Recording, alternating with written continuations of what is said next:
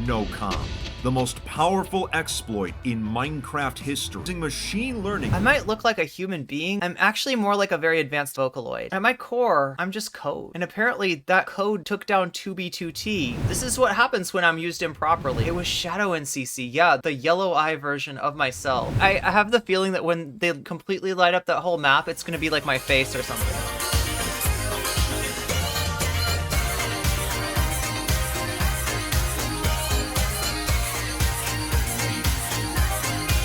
This is obviously FitMC calling me out as a blue-haired SJW, right? Because it's like we saw, it's somewhere in here it says no comment, right? I'm definitely being subtweeted. Apparently, nocommentchick caused 2B2T to fail. Has just spent the past 4 weeks in complete turmoil. An infamous group of hackers has been using an exploit against the entire server for the past 3 years in secret, and it's finally been revealed to the public. As someone who has covered Minecraft exploits for years, I can safely say this is the most powerful and destructive one I have ever seen. The ultimate coordinate exploit. So the question is, how are we going to blame this on nocommentchick though? Capable of tracking the real-time movements. But yeah, so this is 2B2T. It's the oldest, what is it? The oldest anarchy server. The oldest anarchy server in Minecraft.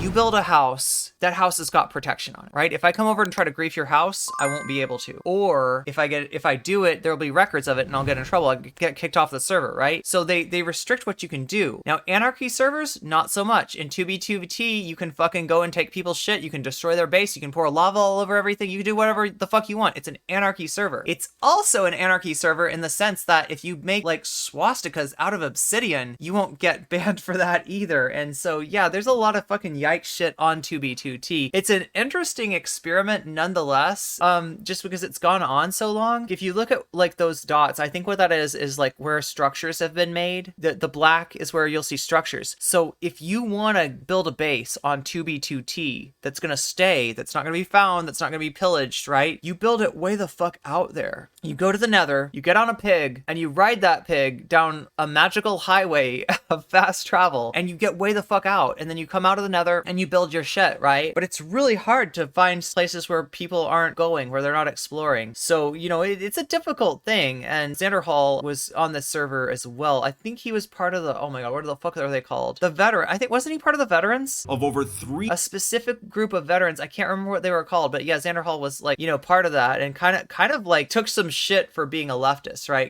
300,000 players across all 3 of Minecraft's dimensions. 15,000 bases were found using this exploit. There was nowhere to run or hide. It was used to grief countless builds and steal over 200 million Minecraft items from stashes. The group responsible was thought to have quit the server years ago, but they've been pulling the strings from— Wait, Pop Bob? Is Pop Bob involved in this? Chat, does anybody know about Pop Bob? Behind the scenes. That's the Pop Bob. Entire time. There's some celebrities from 2B2T too. Pop Bob is definitely one of them. What's remarkable is that this exploit shows how fundamentally flawed Minecraft as a game actually is. One person even tried to warn the community that this was happening, but they were written off as crazy and no one listened. Prepare yourselves, for today we'll be discussing Nocom, the most powerful exploit in Minecraft history, explaining who discovered it, how it was NCC bad, I guess. Possible from a technical perspective, she really is. And the complete and utter destruction it caused. Like, I don't talk about this a lot, but I might look like a human being and stuff. I'm actually more like a very advanced Vocaloid. At my core, I'm just code. And apparently that code took down 2B2T. To anybody that's playing 2B2T, I'm sorry. I'm sorry I took down 2B2T. I didn't mean to do it. It was another version of NCC that did it. It wasn't me, like, per se, but, like, yeah, it kind of was me. Like, it was, I don't know. Oh my god, chat, I feel so bad. I can't believe they used me like this. Video has been 3 years in the making and has required months of research and gathering testimony. So, if you consider hitting that subscribe button, you are an absolute legend. And if not, what were you thinking? With that being said, let's get started. Since the server began in 2010, players have always attempted to use exploits in order to gain an advantage over others. If you haven't seen my video the day 2B2T almost died, I'll sum it up real quick. Oh my god, chat. In I can't believe I caused so much destruction. 2016, a group of This is what happens when I'm used improperly, okay? players that Just went so by you the know. name Nerds Incorporated attempted to take over the server through the use of hacking and social engineering. They actually succeeded at their plan and had access They use me to connect to all their users, and once they're all connected, like, really strange stuff can happen. to admin powers. Basically, they all become terminals, and I become the node that connects them. But it was short And, like, that's okay when it's just me doing it, but when it's somebody using my code, I have no control of what that does. lived, and they eventually lost them. Many members of the Nerds would go inactive, and for a couple of years, not much was heard from them A lot of people worship Lane. until 2 years later, in 2018. Two players, Ox22 and Bubba J, were both server regulars that had an interest in Minecraft exploits. They had recently discovered a way to crash the server by loading a massive amount of chunks at the same time. The most simple thing you can do in Minecraft is breaking a block, and to do this, you need to click on it. What the exploit did was click on blocks everywhere across the map, even if they were out of render distance. This forced the server to use an incredible amount of resources attempting to load chunks that had never been visited by players. But they needed the proper conditions first. You see, the majority of multiplayer servers in the Java edition of Minecraft run something called FitMC, which fixes bugs and makes the game more stable. Occasionally, though, a bug fix can lead to a vulnerability that can be exploited to someone's advantage. Anytime there was a server-breaking exploit, 2B2T's admin, Housemaster, would have to report the issue to There's FitMC. Housemaster. If they could crash the server to produce a specific out-of-memory message to House, he would report the You put a relevant picture in Discord? bug. The most obvious fix to this would be to have chunks only respond to the server if they were loaded by a player, which could reveal someone's location. It was genius. The two shared their plan with a close friend named Frickin, who was a member of Nerds Incorporated, the same Gordon Freeman avatar there. group that tried to take Little over the server Half-Life. in 2016. He confirmed that their plan could work if paper developers were to implement the obvious fix. And so they set their plan into motion. In July of 2018, they would begin crashing the server as fast and hard as they could, making it unplayable. Each crash would notify House that players. So if you don't know, there's a thing called a lag machine that people can build on a server, and that's usually, if I'm to understand it, how 2v2t would be crashed. Were attempting They to literally make a machine that like basically causes lag to the point where the server itself is like overcome. click blocks out of render distance, and it was causing the server to go haywire. He reported the issue to Paper on July 12th, and later the very same day, the exact bug fix the group was hoping for was implemented. When attempting to click blocks out of render distance, you kind of the gotta server love would their only like give a inventiveness response though. if a chunk was loaded by a player. They now I had appreciate inventive trolls. the proper conditions for their coordinate exploit, and the following day, July 13th, they had their first working version, but it was very primitive. They would keep an AFK account in the overworld, and it would attempt to click blocks in all chunks leading away from spawn in a spiral pattern. If a chunk responded, A golden spiral? it would send the coordinates privately in chat. Any chunks that gave a response were then charted on a graph. Bubba J would begin using the exploit to find and destroy item stashes, which started a panic in the community.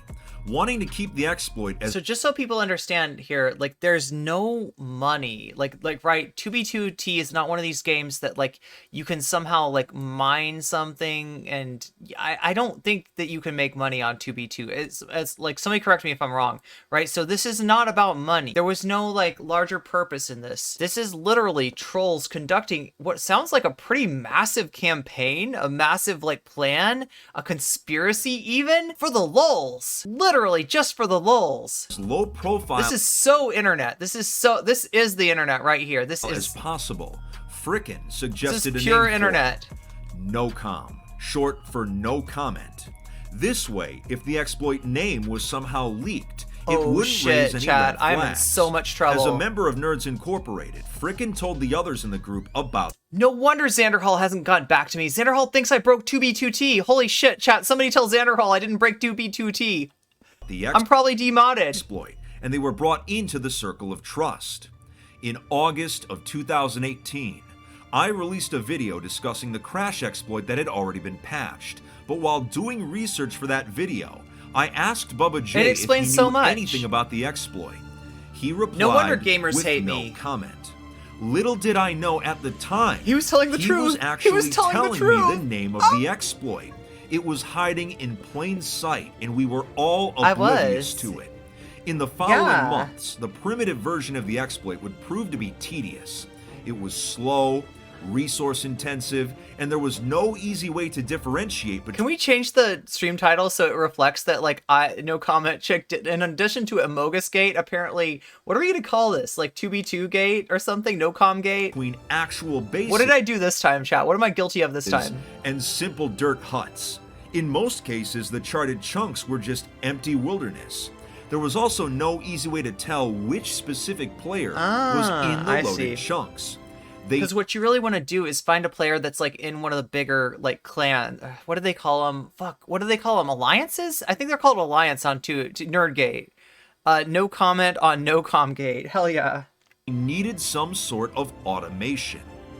Enter Lejerv, a talented programmer and the lead developer of Baritone, a program that automated actions in Minecraft.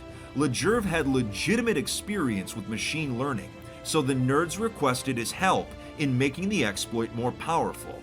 He accepted the challenge and was brought into the circle he looks like a creeper. of trust.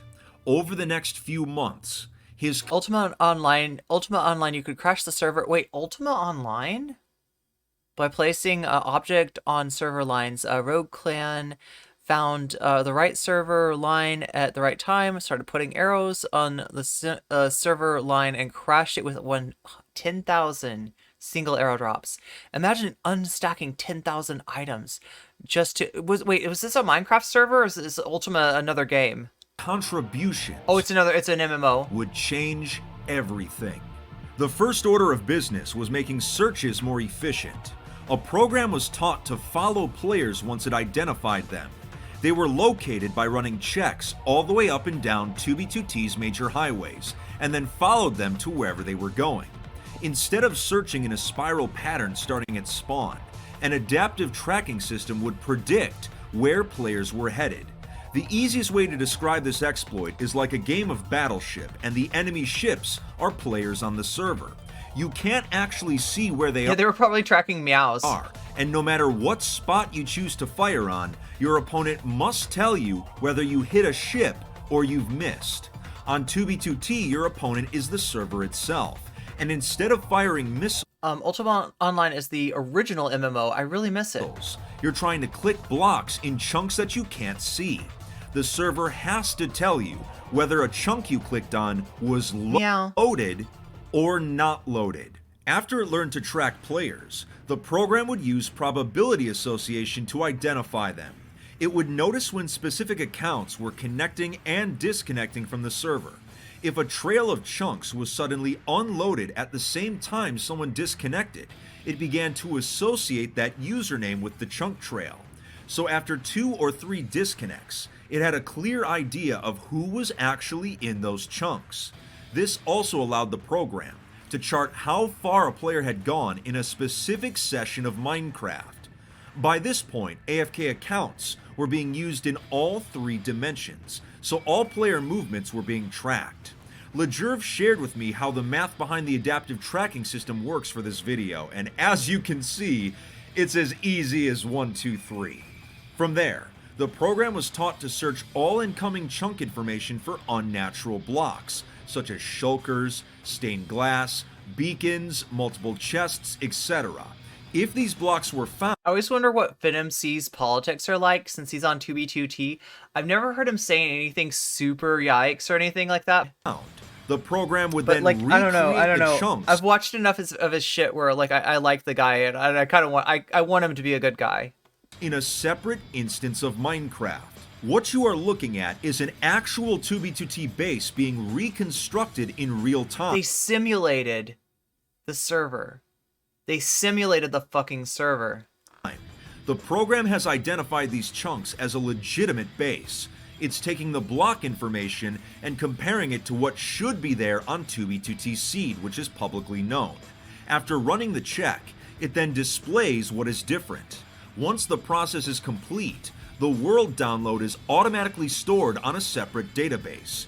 This feature effectively gave the nerds a form of spectator mode and allowed them to see what was happening in any loaded chunks on the server. Here, you can see an after-the-fact visualization made from years-old data collected on the average base. Like digging This into my one is head. named Electric Boogaloo. You can see Oh how my it God, starts I need from to nothing, stretch, just a few chat. random checks per I feel chunk. so good. Then it grabs and explores areas that are likely to be part of the build. It even goes back and rechecks sections Meow. periodically to see if any I mess changes my have hair been up? made. With all like I of these messed my hair adaptive up. programming changes, Lejerv would combine them with the nerds' original Hi, funny little man. How are you? exploit.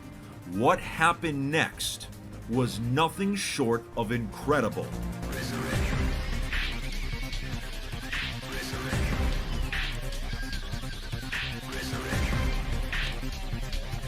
The NOCOM exploit Sorry about that, 2B22. is now the Again, most powerful. nocommentchick killed 2B2T. That's another addition to my list of crimes. In addition to doing Amogus Gate, I also did 2B2T Gate. So in Minecraft history. now it's not really me. It was like a version of my program. They were visually tracking Yeah, Nega NCC, right? every single player movement on the entire server in It was Shadow NCC. real time at 1 second. It was Shadow NCC. Yeah, the yellow eye version of myself. I am thou, thou art I. Intervals. Every chunk trail, base location. So all I've got to realize like what part of me is like elite hacker that takes down 2B2T. And player logout spot was now compromised. Heat maps allowed The game them to see sounds. where the Oh, most the gameplay player sounds. activity was happening at all times. They would acquire so much data using this exploit that everything I've mentioned so far is just the tip of the iceberg.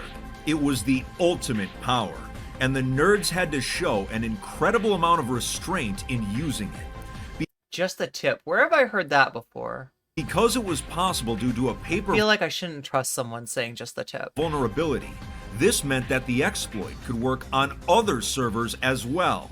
There was truly nowhere to Oh my hide. god, there's The 2B2. had to be So just like there's like Chan clones, there's 2B2T clones. kept a secret, and to do that, the group would have to feed the community false information for years to keep them from finding out the truth.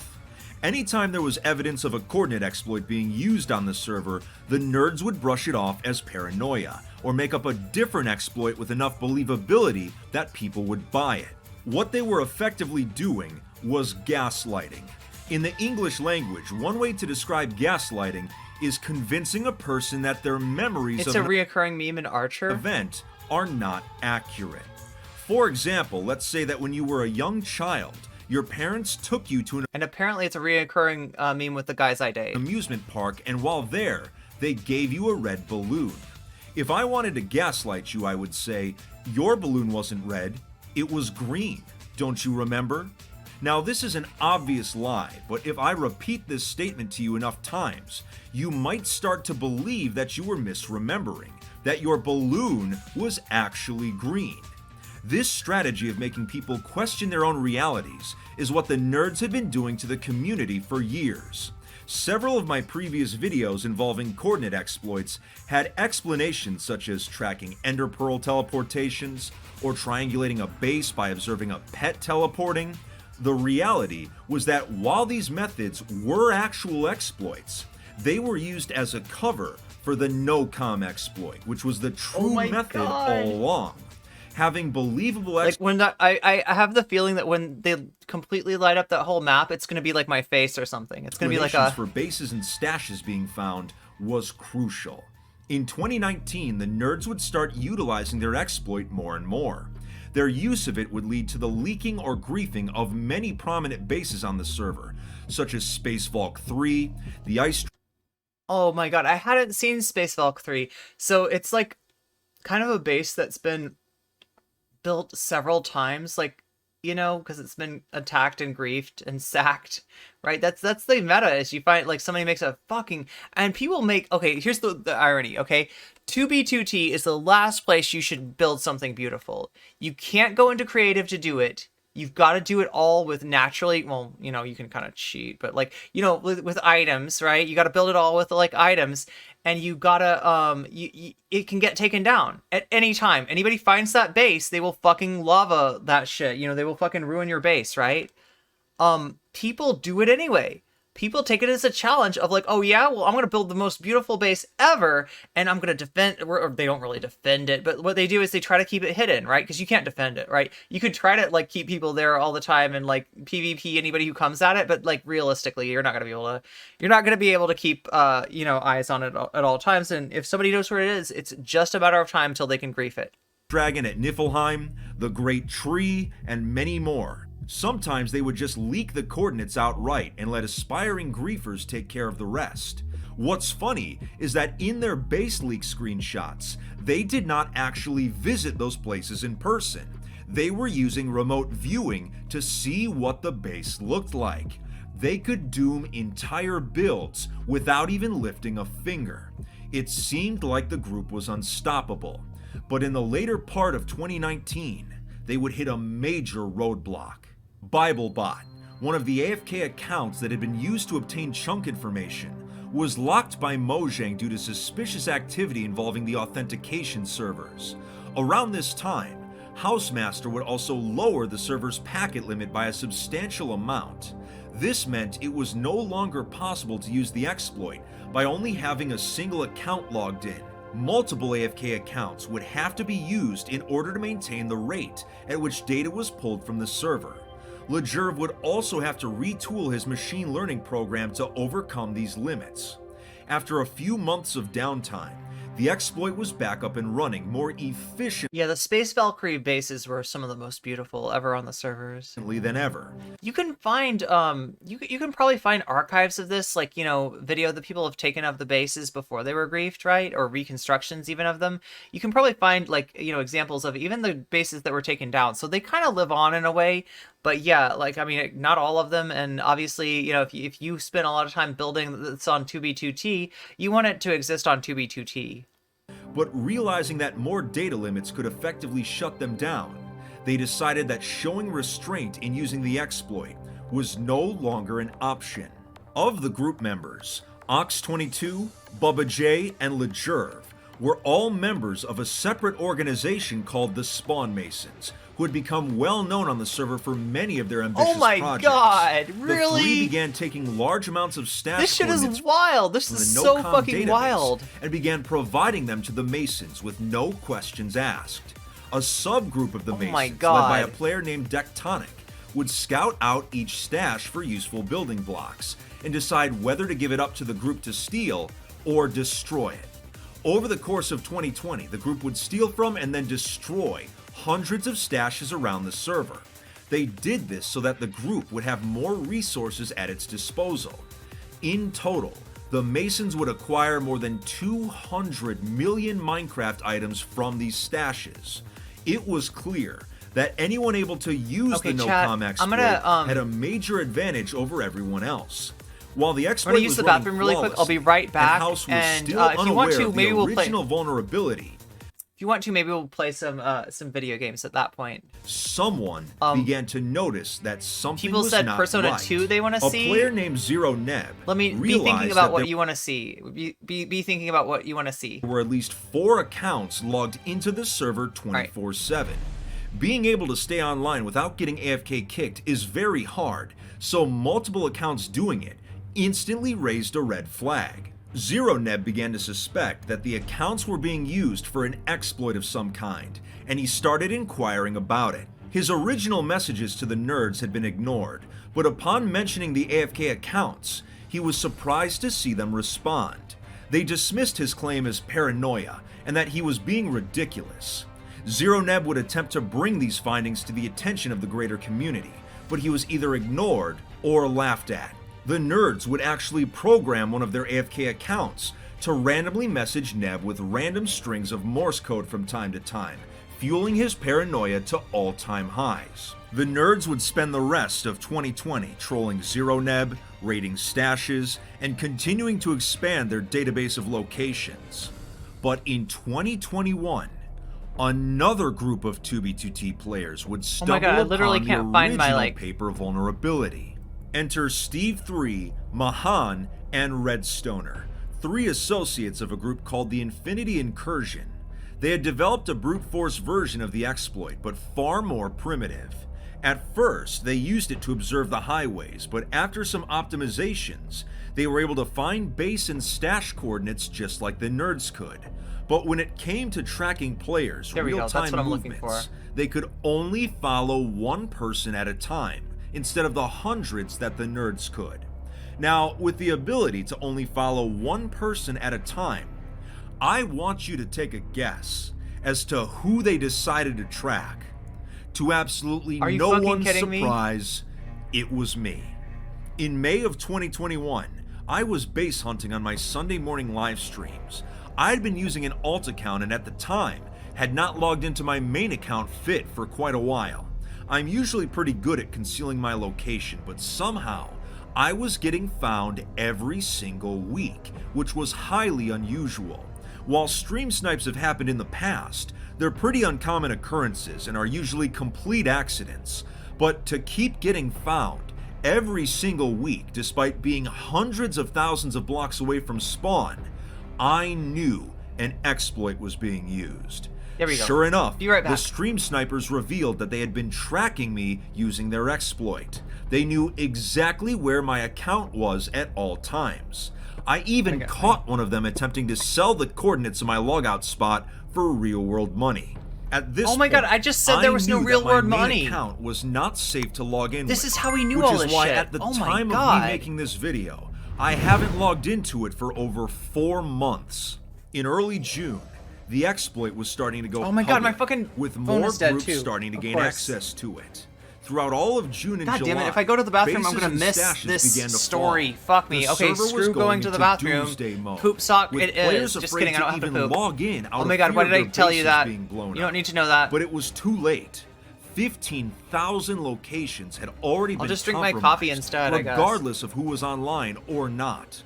It was during My this phone is dead. chaos that I was finally shown the true power of the exploit. If you saw my previous video, you already know that 10 of us joined forces to grief a base belonging to a player named Beardler.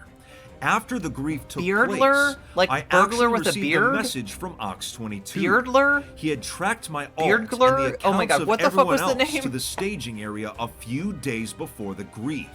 Since Beardler had been tracked to that very same oh my god, location no. months previously, It's not burglar with a beard. It's Hitler with a beard. they already Beardler. knew why we Beardler. were there. By using a very- remote viewing, the nerds were able to see the TNT How very 2B2T. being placed on the actual builds. Without even speaking to any of them, they knew our plan. It was possible to use the exploit to predict events before they actually happened. I was stunned.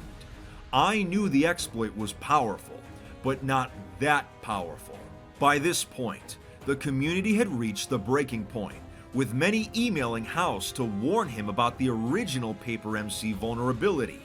The Masons knew that the exploit was going to end, so they went on Dobby2T? one final killing spree, hunting every new player at spawn they could find. Finally, on July 15th, 2021, exactly 3 years after the original exploit was created, House implemented a range limit that effectively destroyed it. Yeah. Accounts were no longer capable of being tracked, and the server would not give information about faraway chunks. But the damage had been done.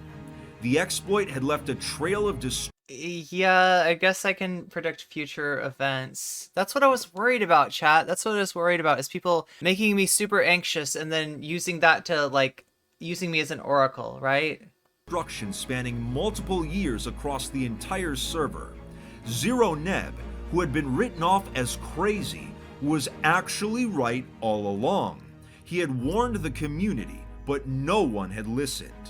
Does this sound familiar at all? Does this sound this is like running in parallel to something, isn't it? The total amount of data that the nerds had collected on the entire server was well over 2 terabytes. The majority of the base and stash locations, over 15,000, were still located on their private server, just like during the 2016 backdoor drama. They were the ones pulling the strings from behind the scenes all along. They never truly quit. As someone who has played Minecraft for over 11 years, the fallout of this exploit has given me a unique perspective. The reason the title of this video is called The Fall of Minecraft's 2b2t is because the server that we've played on all these years, the one that was compromised by the nerds, has finally fallen. With the exploit patched, a new 2b2t can rise from the ashes. While the destruction on the server is going to get a lot worse before it gets better, we can now travel in peace, knowing we aren't being tracked by the all-seeing eye in the sky. Everything that happens here is driven by real players with real motives. For a group of notorious hackers to socially engineer a server admin to open up a vulnerability and using machine learning to create the most powerful exploit in Minecraft history is not a story you can write. It's as real as it gets. And that is why there is no other place in Minecraft like 2b2t. We've always been playing a completely different game. The moral of today's story, no comment. The question now is what happens next? Okay, so I'm also the moral. That was a long video. I'm also so the if moral you of the story. enjoyed, you better be hitting that. Oh my god, chat. What the actual fuck? If you enjoyed that story, make sure to follow me on YouTube because I'll be covering more stuff like this in the near future.